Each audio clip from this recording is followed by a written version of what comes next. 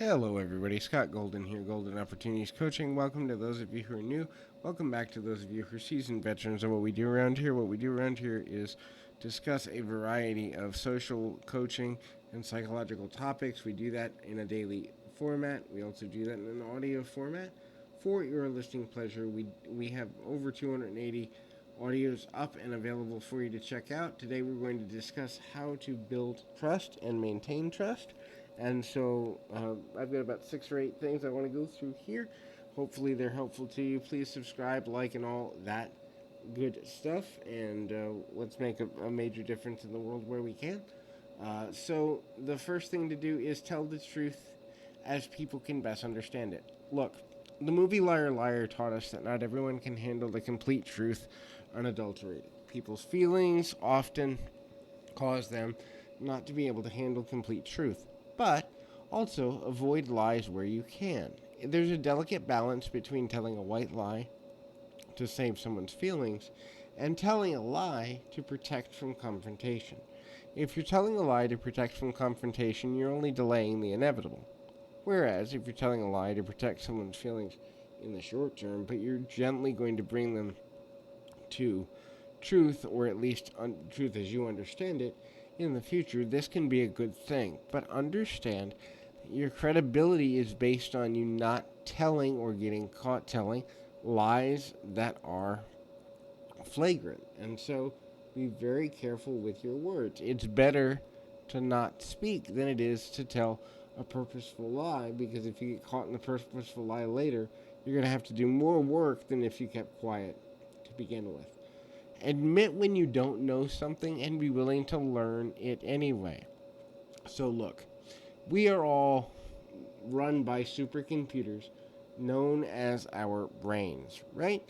And our brains have a certain level of capacity. And that capacity may not be as much as we think, and there may be information that hasn't been put into it yet. So, when you don't know something, that doesn't make you weak. It actually makes you strong to admit that you have things to learn. The more vulnerability you're willing to show, as long as it's not shirking responsibility, the more likelihood you are to be able to develop relationships with people that trust you, because they'll see you as willing to be vulnerable in situations of lack of knowledge, which means when they lack knowledge and you have it, they're more likely to come to you because they're comfortable with you because you've already shown vulnerability. The same goes with admitting that you're wrong. Now, be willing to learn from your mistakes, truly apologize. When you say you're sorry, mean it. Don't say it unless you mean it, because there's only so many sorries you have before people start to question your credibility. But at the same time, understand that there will be times when you're not informed properly. There will be times when you are incorrect about something. There will be times when you didn't do enough research. And the quicker and easier you admit that you're wrong and then strive to correct your mistake, the easier you will have in building rapport with others. Don't give your word unless you can follow through. To this day, I do not give my word on anything unless I believe there's a 90% likelihood or higher that I will follow through on it. This could be something as simple as, hey, if you ever do me wrong, I will, I will make this right. Or something as simple as, I'll be there at 5 o'clock. Don't give your word in concrete unless you know you can follow through on it. It's better to give a range, I'll be there between 5 and 6, than it is to say I'll definitely be there at 5. Again, you only have so many times when you don't follow through on your word before you lose credibility. And credibility is a lot harder to regain than it is to establish in the first place. So the next thing is, um,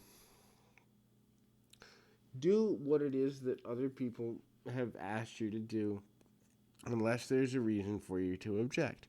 Be helpful, be of service, and be of good cheer when being of service. Don't expect anything in return when you do something kind for others, but if you have the ability and time to do something, do it.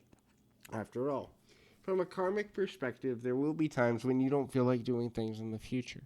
If you want people to help you, put out the energy and effort into the universe now so that you have some points for later when you need them. Maybe you're sick, maybe you're running late.